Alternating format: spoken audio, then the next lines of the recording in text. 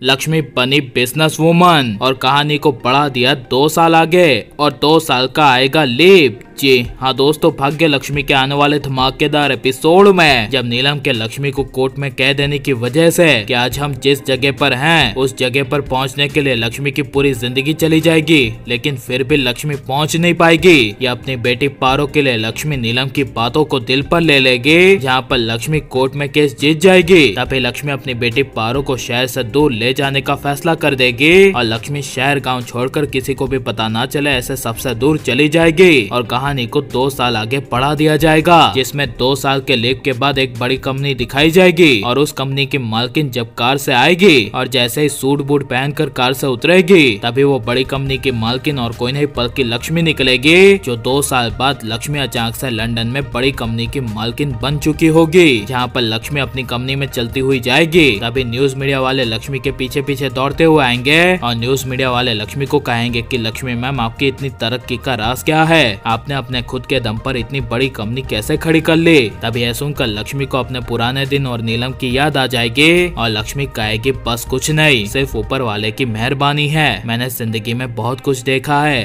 और बहुत कुछ झेला है और पूरी जिंदगी भर मैंने स्ट्रगल किया है और किसी भी अपने ने मेरा साथ नहीं दिया, तब जाकर आज के दिन मैं यहाँ पर खुद के दम पर पहुँची हूँ। ये कहकर तभी लक्ष्मी अपने कंपनी में चली जाएगी और जैसे ही कंपनी की बॉस यानी लक्ष्मी अपने केबिन में आएगी तभी केबिन के स्टाफ मैनेजर लक्ष्मी का स्वागत करने के लिए खड़े हो जाएंगे और लक्ष्मी सभी को बैठ जाने का ऑर्डर देगी और कंपनी को आगे कैसे बढ़ाना है इसके लिए लक्ष्मी नया प्रोजेक्ट लॉन्च करेगी, जहां पर मुंबई शहर में ओबरॉय हाउस में जब ऋषि का घर और खुद ऋषि अकेले रहकर बर्बाद हो चुका होगा और घर में नीलम, दादी, करिश्मा बुआ और ऋषि सबकी खुशियाँ चली गई होगी और दादी कहेगी कि लक्ष्मी को यहाँ से जाते हुए अब 2 साल से भी ज्यादा का वक्त हो चुका है, पता नहीं कोर्ट केस के बाद लक्ष्मी कहाँ चली गई। तभी नीलम कहेगी कहीं भी गई हो लेकिन वो हमारी पोती पारो को लेकर गई है। हमने लक्ष्मी को बहुत ढूंढा लेकिन वो कहीं नहीं मिली। जहाँ पर 2 साल बाद जब ऋषि दिखेगा तभी ऋषि पूरी तरह से अपने आप को ओबरॉय हाउस के बिजनेस में झोंक दिया होगा और सिर्फ ओबरॉय हाउस के बिजनेस का अपने ऑफिस में काम कर रहा होगा। जहाँ पर 2 साल बाद मलिष्का को ऋषि के साथ दिखाया जाएगा